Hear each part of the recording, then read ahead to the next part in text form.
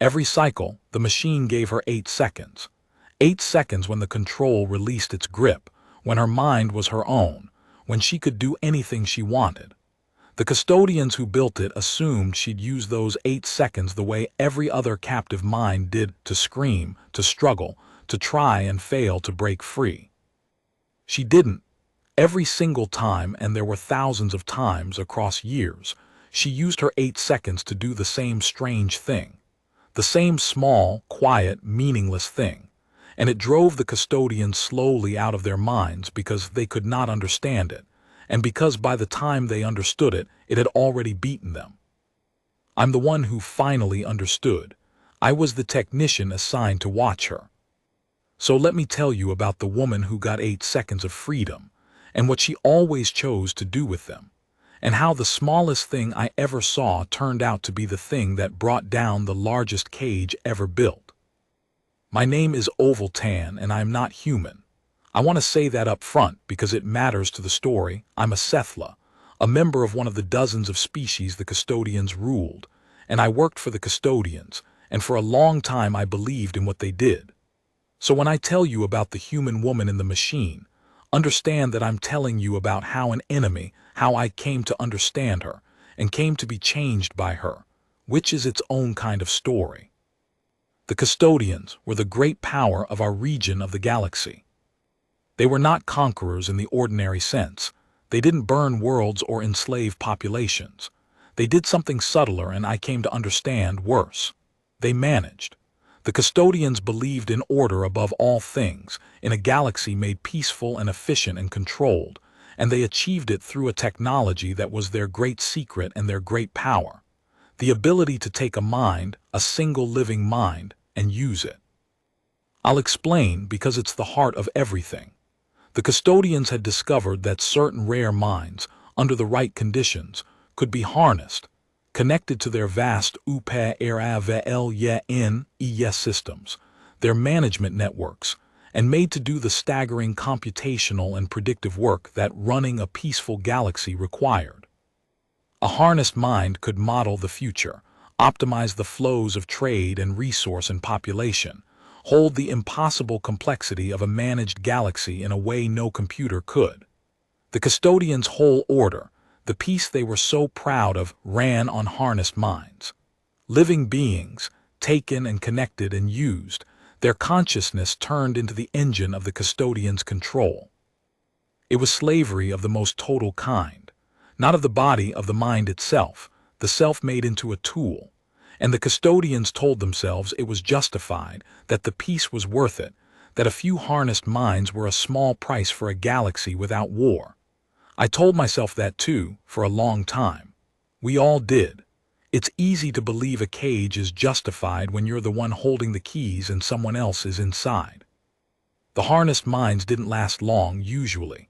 The connection was agony and resistance was constant, and most harnessed minds broke within months, burned out, went mad, died. The Custodians went through them steadily, always seeking new ones, the rare minds suited to the work. It was an ugly secret under the beautiful peace, a constant quiet harvest of the minds that ran the machine. And then they harnessed a human, and everything they understood about harnessed minds turned out to be wrong. Her designation was Subject S7, but her name, I learned it eventually, and I'll use it because she deserves her name. Her name was Mara Quell. She was human, taken from a human world the Custodians had quietly brought into their order, identified as one of the rare suitable minds, and harnessed, connected to the management systems, made into an engine of the Custodians' control. I was assigned to her as a monitoring technician, one of the Sethla staff who watched the harnessed minds, kept the system stable, recorded the data. It was routine work. I'd monitored harnessed minds before. They followed a pattern: initial resistance, gradual breakdown, madness, or death. I expected Mara Quell to follow the same pattern. They all did. She didn't. The first thing that was wrong was that she didn't break. Months passed, far longer than most harnessed minds lasted, and Mara Quell did not burn out, did not go mad, did not die.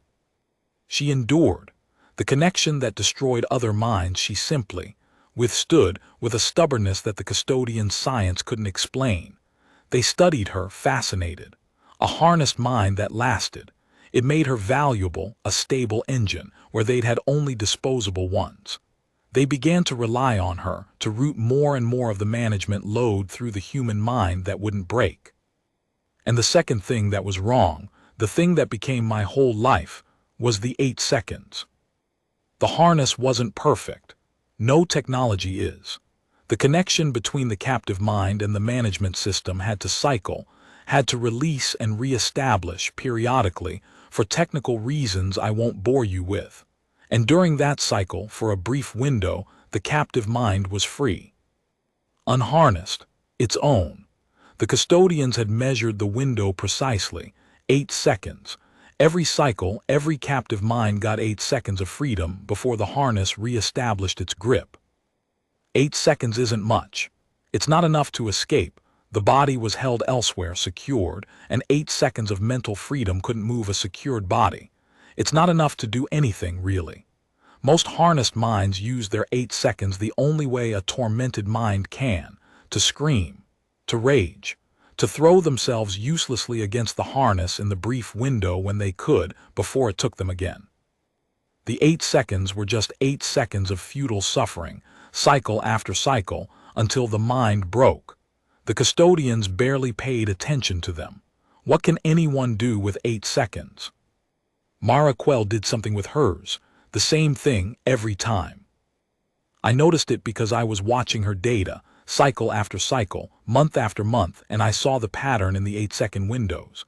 Every other harnessed mind in their 8 seconds showed the same signature, the spike of rage, the surge of futile resistance, the scream. Mara Quell's 8 seconds showed something different, something calm, something deliberate. In her 8 seconds of freedom, she wasn't raging or screaming or struggling. She was doing something specific, something focused, something she'd clearly chosen, the same thing, every single cycle, with a consistency that no tormented mind should have been able to maintain. I couldn't tell at first what it was. The data showed me only that she was doing something, a small, consistent, deliberate mental action, repeated every 8-second window, thousands of times for months. Not resistance, not screaming, something else. Something she decided to spend her only freedom on over and over when every instinct should have been driving her to struggle. It became an obsession for me. What was she doing? What does a captive mind choose to do with 8 seconds of freedom, if not to fight? What was so important that Mara Quell spent every scrap of liberty she had on it, the same strange thing, again and again, while the Custodian's machine ground her consciousness into fuel? I had to know, and finding out changed me, and it changed everything. I started watching her more closely than my job required. I refined the monitoring. I tried to capture in detail what happened in those 8-second windows, to reconstruct the specific mental action Mara Quell took, every cycle with her stolen freedom. It took weeks. The data was subtle and the windows were short and what she was doing was small. But slowly, piece by piece, I reconstructed it. And when I finally understood what she was doing, I didn't believe it. I thought I'd made an error because it made no sense. It was the most pointless possible use of 8 seconds of freedom. It accomplished nothing. It changed nothing. It was, by every measure I understood, a waste. In her 8 seconds of freedom, every cycle Mara Quell was remembering something, a specific memory. She'd take her 8 seconds, and instead of fighting, she'd go inward and she'd carefully, deliberately recall a single memory and then hold it, examine it, live in it for the full 8 seconds until the harness took her again. And then the next cycle she'd do it again. The same memory, over and over, thousands of times. A captive mind given 8 seconds of freedom, choosing to spend every single one of them remembering one specific thing. I couldn't tell what the memory was at first. The data showed me the action, the deliberate recall, the holding, but not the content. So I didn't know what she was remembering. I only knew that she'd chosen, with total consistency, to spend her only freedom reliving one memory, again and again, instead of fighting for escape. It seemed insane. It seemed like a broken mind clinging to a fragment. I almost filed it as a malfunction, a harnessed mind retreating into a memory loop, a known failure mode, nothing important. But it wasn't a malfunction. I knew it wasn't because of the quality of it. A malfunction is passive, a broken mind falling into a loop. What Mara Quell was doing was active, deliberate, chosen. Every cycle she decided to do it with the full focus of a mind that was very much not broken.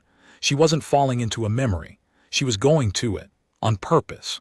With her 8 seconds of precious freedom, she was choosing every time to go and visit one memory and hold it close. And I needed to know what the memory was. Because a person doesn't spend every scrap of their freedom on a memory unless that memory is the most important thing in the world to them. Unless it's the thing they're staying alive for. Unless it's, somehow, the whole point.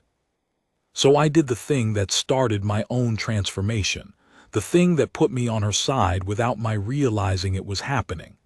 I found a way to read the memory, to capture not just the action but the content, to see what Mara Quell saw in her 8 seconds, every cycle. And what I saw broke something open in me that never closed again. It was a small memory.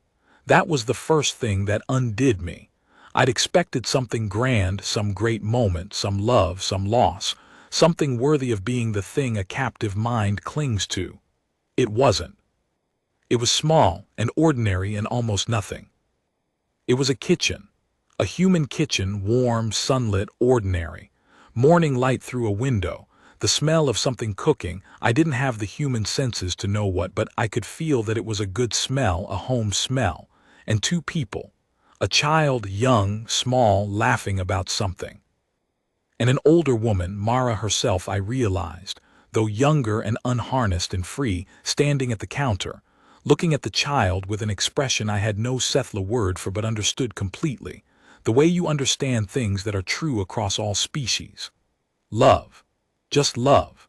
A mother in a sunlit kitchen looking at her laughing child on an ordinary morning with the whole boring, miraculous day ahead of them. That was it. That was the memory. That was the thing Mara Quell spent every one of her 8 seconds reliving. Not a triumph. Not a tragedy. An ordinary morning in a kitchen with her child. The most ordinary thing in the world. The kind of moment you don't even notice you're living, that passes 1,000 times unremarked, that you'd never think to save. She'd saved it. Of all the memories in a human life, she'd chosen that one, an ordinary morning with her child, and she'd made it the thing she returned to every cycle with her only freedom. While the custodians ground her mind into fuel for their machine, Mara Quell spent her 8 seconds going home to a sunlit kitchen and looking at her child. And I sat at my monitoring station, a Sethla technician who served the custodians, who had told himself for years that the harnessing was justified, that the peace was worth it, and I looked at that small, warm memory held so carefully by a mind in torment, and I understood for the first time all the way down what the custodians actually did. Not an abstraction. Not a regrettable necessity. This. They took a mother out of a sunlit kitchen, away from her laughing child, and they put her in a machine and ground her mind to fuel, and the only freedom they left her was 8 seconds, and she spent those 8 seconds going home. I had served the thing that did that, and I could not, after I saw the kitchen, keep serving it. Though it took me a while to understand that what I was feeling was the beginning of treason. And longer still to understand that Mara Quell's small, strange choice, to remember instead of to fight, was not weakness, and not a broken mind clinging to a fragment, but the single most powerful act of resistance I would ever witness. Because she wasn't just remembering. I didn't understand that yet. I thought she was just holding on to something precious, which would have been enough to break my heart. But it was more than that. The thing Mara Quell was doing with her 8 seconds was cleverer and braver and more dangerous to the custodians than anyone, than they had begun to guess. She wasn't only going home. She was building something, 8 seconds at a time. It took me a long time to understand what Mara Quell was building, because I was looking at it wrong. I was looking at the 8 seconds as a captive's escape, a place she went to hide from her torment. And it was that. But it was also something else, something I only saw when I stopped thinking about the memory as a refuge and started thinking about it as a tool. Here's what I finally understood. The Custodian's harness didn't just use a captive mind, it learned from it. The whole point of harnessing a living mind instead of using a computer was that the living mind brought something computers couldn't: intuition, judgment, the deep pattern sense of a conscious being. And to get that, the harness had to stay connected to the captive's actual mind to read it, draw on it, integrate with it. The harness wasn't a wall between Mara and the system. It was a bridge. The system reached into her mind to use it, which meant that her mind could, in principle, reach back across the same bridge into the system. The Custodians knew this was a theoretical risk, and they designed against it. The 8-second cycle was part of the defense. By periodically releasing and re-establishing the connection, they kept the captive mind from gaining any persistent foothold in the system. Each cycle wiped the slate. Whatever a captive mind might try to do across the bridge, the next cycle's reset undid it. You couldn't build anything in a system that reset every cycle. That was the Custodian's security, and it was good security, and it had never failed. Mara Quell beat it with the kitchen. I'll try to explain because it's the most elegant thing I've ever seen, and it took me weeks to understand it, and I'm still not sure I fully do. The reset wiped the system, but it couldn't wipe her. Her memory, her mind, herself, those persisted across the resets because they were hers, not the system's. And the memory of the kitchen was the most stable, most consistent, most perfectly repeatable thing in her entire mind, because she'd been practicing it, holding it, refining it, thousands of times every cycle, until she could reproduce it exactly, down to the smallest detail, identically every single time. Do you see it? The reset wiped everything that changed between cycles, but a thing that was exactly the same every cycle, a thing reproduced identically, thousands of times, would slip through.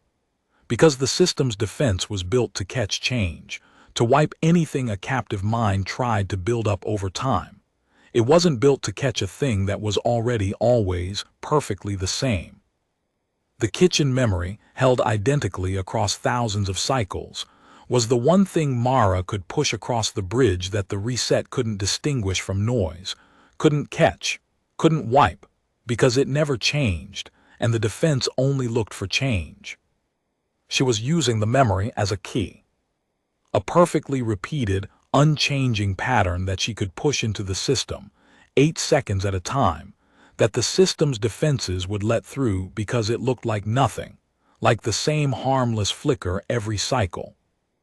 And across thousands of cycles, push by push, 8 seconds at a time, she was threading that key deeper and deeper into the Custodian's management system, not building something that the reset could catch, but placing over and over the same unchanging thing, until it had been placed so many times in so many parts of the system that it was everywhere.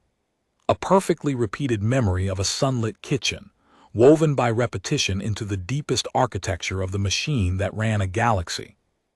She wasn't hiding in the kitchen, she was smuggling it. One identical copy at a time, through a door that only opened for 8 seconds, into the heart of the Custodian's power. When I understood it, I was terrified, and then I was something else, something I hadn't felt in all my years of service. I was hopeful, because I understood what Mara Quell was doing, even if I didn't yet know what it would do.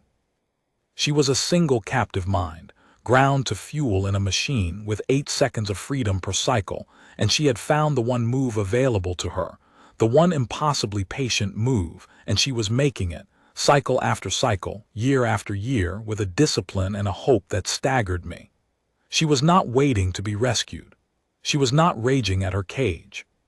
She was, 8 seconds at a time, with a memory of her child, taking the machine apart from the inside, so slowly that no one had noticed, so patiently that it had taken me weeks just to see it, so cleverly that the Custodian's own security was the thing that let it through.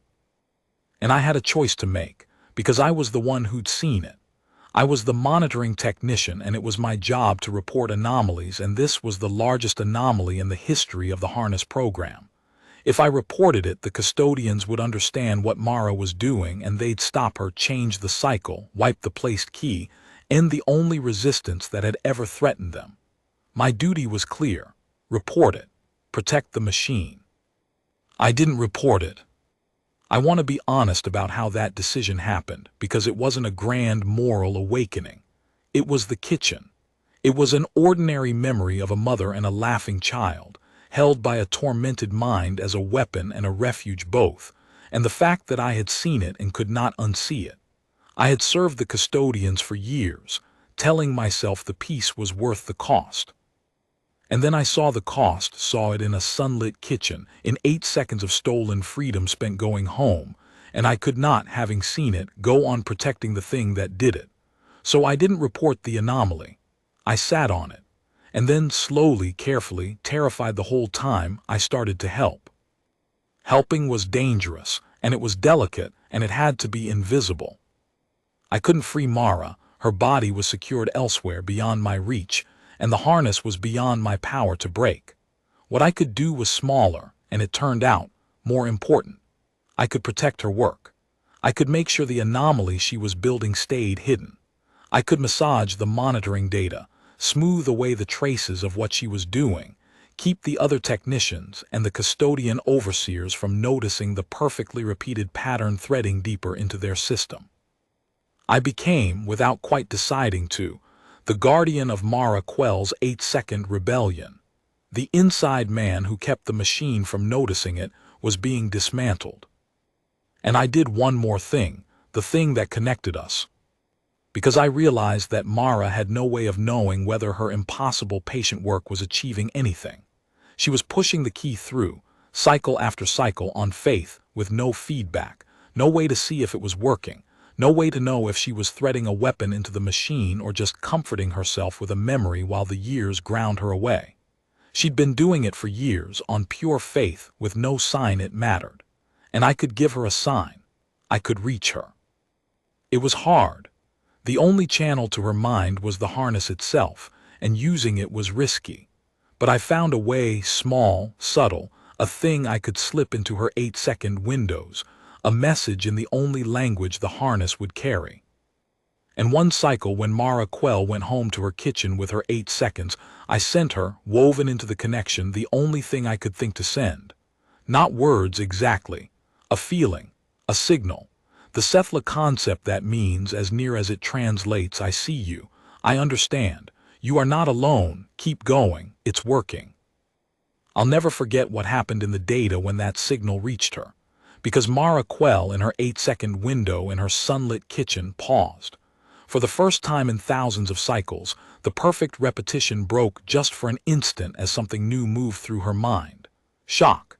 And then I read it in the data, and it undid me, and then joy. Pure, fierce, disbelieving joy. The joy of a prisoner who has been working in the dark for years, with no sign anyone knew, no sign it mattered, no sign she wasn't alone, suddenly learning that someone saw, that someone understood, that it was working, that she was not, after all these years, alone in the machine. And then she did something that made me understand, finally, the kind of person I'd thrown my life in with. She didn't waste her 8 seconds on the joy. She let the joy move through her, and then she went back to work, back to the kitchen, back to the key, back to the patient, impossible threading of her memory into the machine. But now she knew. Now she had an ally. Now the work that had been pure lonely faith had a witness and a partner, and the work after that went faster. Because hope makes everything go faster, even, especially, the slow work of taking down a galaxy's cage 8 seconds at a time. We worked together after that, Mara and I, though we never spoke in any ordinary way. She pushed the key through. I protected it and guided it. And slowly, over months, I began to understand what the key was for, what would happen when Mara's memory had been threaded deeply enough into the Custodians' management system. And it was bigger than I'd imagined, and it was beautiful, and it was the thing that made me understand why she'd chosen that memory, of all memories, to build her rebellion from. The Custodians' management system didn't just run the machine that held Mara, it ran everything, the whole order. Every harnessed mind in the Custodians' domain, every system of control, the entire apparatus of their managed galaxy, all of it ran through the same central architecture, the architecture Mara was threading her key into, which meant that a key placed deeply enough into that architecture wouldn't just free Mara, it could reach every harnessed mind, every captive, every living being ground to fuel in the Custodians' machines across the whole domain. Mara wasn't building her own escape. She was building a key that could open every cage at once.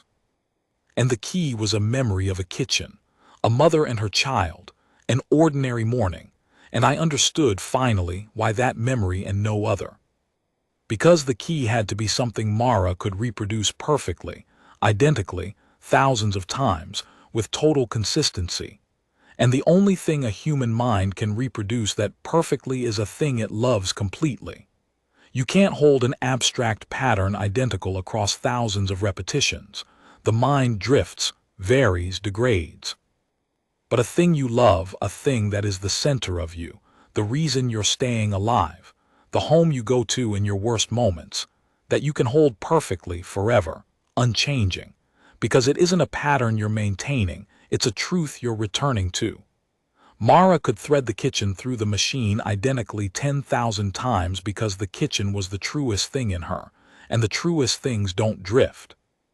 Her love for her child was the most stable structure in her entire mind. And so her love for her child became the key, the one perfectly repeatable thing she could smuggle through the machine's defenses, the unchanging truth that the reset couldn't catch because it had never once changed. She was going to free every captive in the Custodians' domain with a memory of her child. The thing they'd tried to grind out of her, the home, the love, the ordinary human heart, was the exact thing she'd turned into the weapon that would bring them down. They'd made her into fuel, and she'd used the one thing they couldn't take, the memory of a sunlit kitchen, to build the key to every cage they'd ever made. But the Custodians were not fools, and a thing this large could not stay hidden forever, and the danger came, as it always does, just as we got close. An overseer noticed. Not what Mara was doing exactly, the key was still too subtle for that, but something. An inconsistency in my monitoring data, a pattern in the patterns. The overseers were thorough, and I was only one technician hiding a very large secret, and eventually the smoothing I'd been doing to protect Mara's work drew attention. A senior custodian overseer, a being called HFY, cold and brilliant and utterly committed to the order, began to investigate the anomalies in Subject S7's monitoring. And HFY was good, better than me. It was only a matter of time before they understood what Mara and I had built. I knew when HFY's investigation began that we were almost out of time. The key wasn't finished. Mara needed more cycles, more 8-second windows to thread it deeply enough to reach every cage. And we no longer had the time. HFY would understand soon, and when they did, they'd wipe the key, change the cycle, end everything, and probably end Mara, and certainly end me. Years of impossible patient work, 8 seconds at a time, and we were going to be caught in the last stretch, with the key almost but not quite deep enough to spring every lock.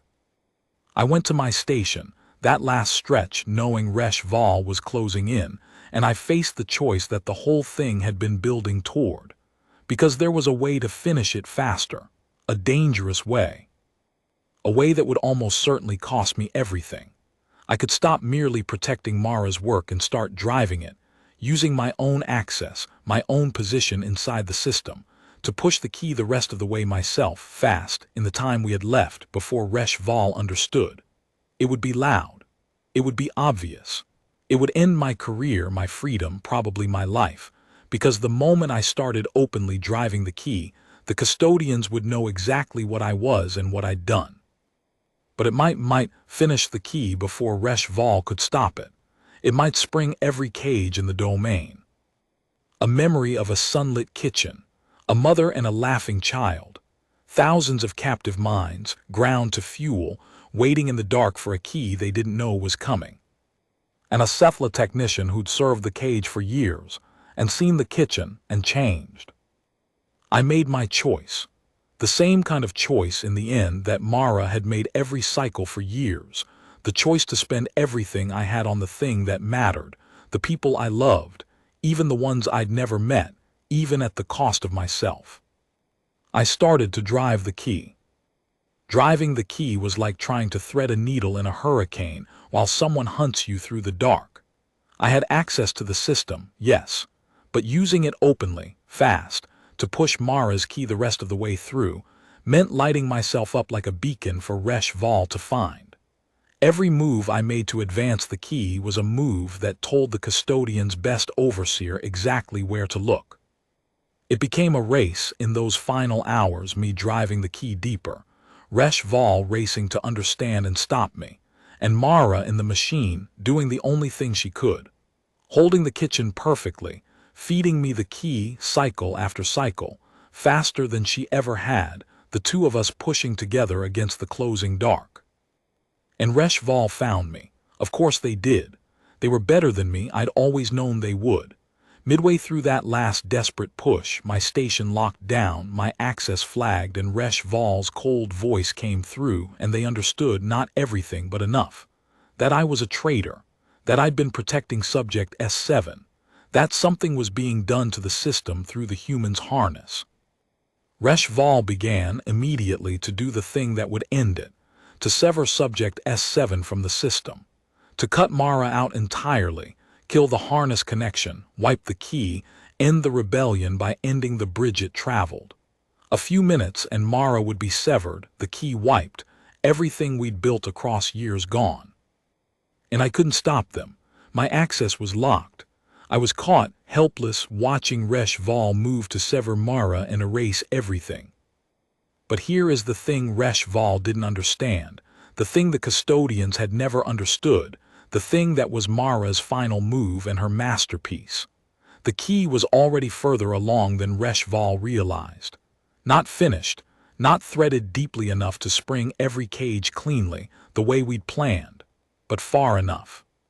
Far enough for Mara to do the last thing herself, the thing that didn't need me, or my access, or more time, the thing only she could do with the key she'd built and the bridge she was about to lose.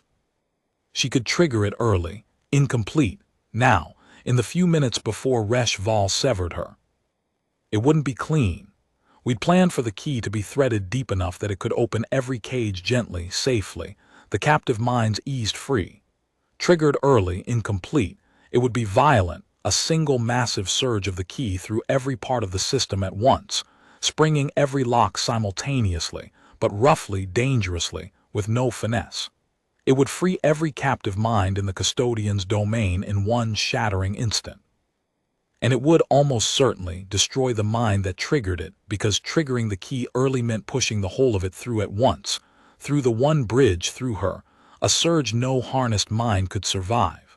Mara could free everyone, but to do it now, incomplete against the clock, she'd have to pour everything through herself, and it would burn her out completely. She would free every captive in the domain, and she would not survive doing it. I knew she was going to do it. I knew it the instant I understood the situation, because I knew her by then, knew the woman who'd spent every scrap of her freedom on the people she loved, who'd built a key to every cage out of a memory of her child. Of course she would do it. Given the choice between freeing everyone at the cost of herself, or saving herself and leaving every cage locked, there was no choice for Mara Quell. There never had been. It was the same choice she'd made in every one of her 8 seconds, scaled up to the last one. Spend everything you have on the people you love. And I sent her one last signal in the moment before she triggered it, the only thing I could give her, the same thing I'd given her before, the thing that had made her weep with joy in the machine. I see you. I understand. You are not alone. And I added this last time one thing more. Go home. After. Whatever's on the other side of this, go home to the kitchen. You've earned it. Go home. And Mara Quell in the machine with HFY seconds from severing her, with the key built from years of stolen 8-second windows ready in her mind. Mara Quell went home to her kitchen one last time. I watched it in the data. The sunlit room. The laughing child. The ordinary morning she'd returned to 10,000 times.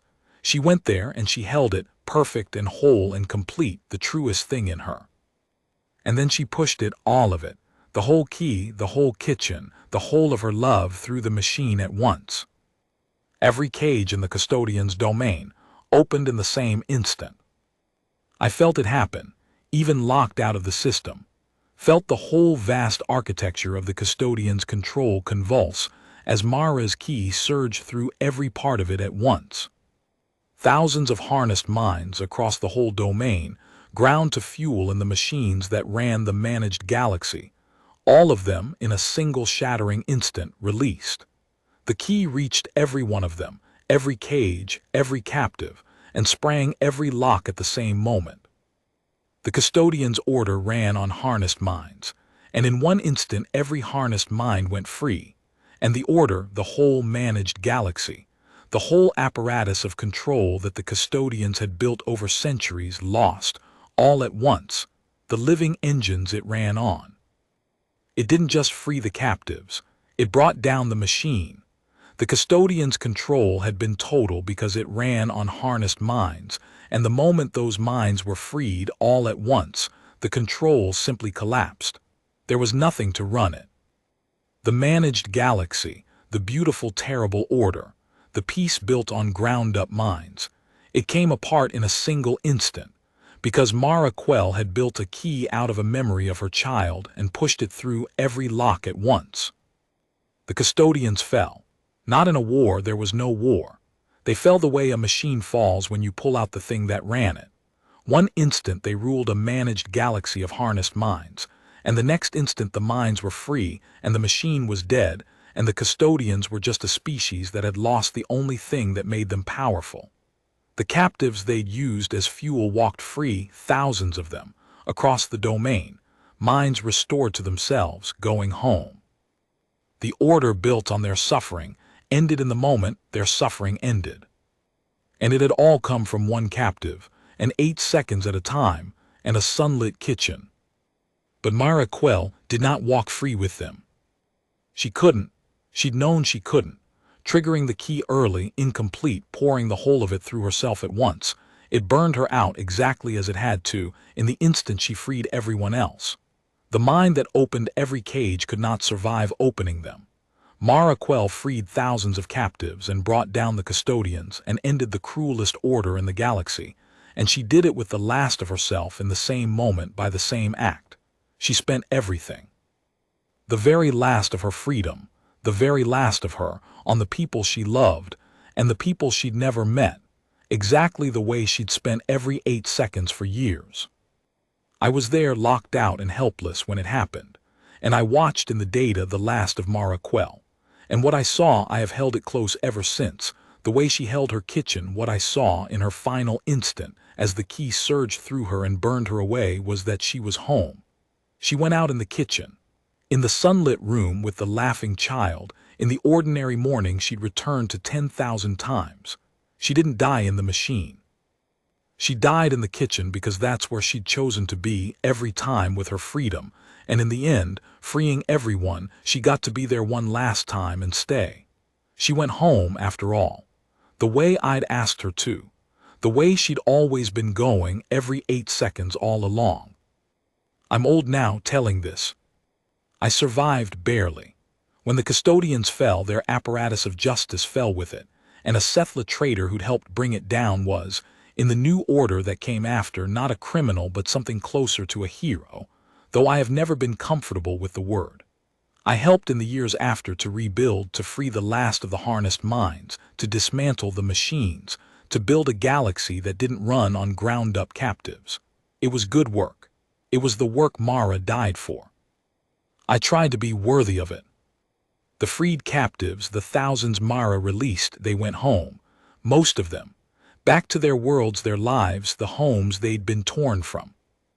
And many of them learned, eventually, how they'd been freed, that a single human captive had built a key out of a memory and opened every cage at once, at the cost of her life. Mara Quell became known, across the freed domain, the way the truest heroes become known. Not as a conqueror, not as a warrior, but as the woman who freed everyone with a memory of her child. And her child, I made sure to find out because I owed her that. Her child was alive, safe, on the human world she'd been taken from, grown now, having never known what their mother had become or how she died. I made sure they learned. I went myself, an old Sethla, to a human world, to tell a grown child how their mother had spent the years of her captivity. How she'd gotten 8 seconds of freedom, over and over for years, and how she'd spent every single one of them coming home to a sunlit kitchen and an ordinary morning and a laughing child who was now a grown person standing in front of me with their mother's eyes. How that memory, that morning, that love had been the thing she held against the machine, the key she built her rebellion from, the truest and most stable thing in her whole mind. How their mother had freed thousands with the memory of loving them. How she died at home, in the kitchen with them, because that's where she always chose to be. They wept, of course they wept. And then they asked me the question everyone asks, the question that's the whole point of this story. Why that memory, they said, out of everything, why an ordinary morning in a kitchen? Why not something bigger, something more? And I told them what I'd come to understand, the thing Mara Quell taught me, the thing I've built the rest of my life around. Because there isn't anything bigger, I said. That's the thing your mother knew that the Custodians never understood, that I didn't understand until I watched her. They thought power was the big things, control, order, machines, the management of a galaxy. They built their whole cruelty on the big things, and your mother brought it all down with the smallest thing there is. An ordinary morning, a kitchen, a child she loved. Because the small things, the ordinary love, the home, the unremarkable miracle of a normal day with the people you love, those aren't less than the big things. They're more. They're the truest things, the most stable things, the things that don't drift or fade or break. Your mother could hold that kitchen perfectly across 10,000 repetitions, when she couldn't have held anything else, because it was the truest thing in her. Her love for you was the most unbreakable structure in her entire mind. And that's what she beat them with, not a weapon, not power, the unbreakable ordinary love of a mother for her child turned into a key. I looked at this grown person with Mara's eyes. The galaxy thought it was watching a captive cling to a memory because she had nothing else. It never understood that the memory was the strongest thing in the galaxy, stronger than the Custodians, stronger than their machine, strong enough to open every cage they ever built. Your mother knew that. She spent 8 seconds proving it over and over for years until the 8 seconds added up to everyone's freedom. People ask me sometimes what the strange thing was. They've heard the story she kept getting 8 seconds of freedom and always chose the same strange thing, and they expect the strange thing to be some clever trick, some secret, some hidden mechanism.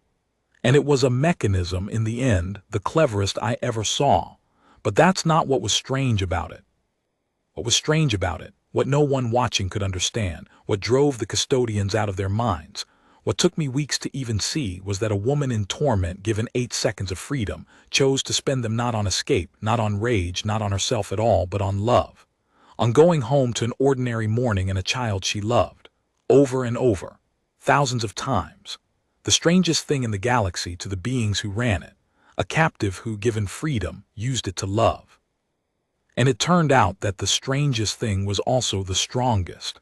That the woman who spent her 8 seconds loving instead of fighting was the one who brought the whole cage down, because love, held perfectly, was the one key the machine could never catch. She kept getting 8 seconds of freedom. And she always chose the same strange thing.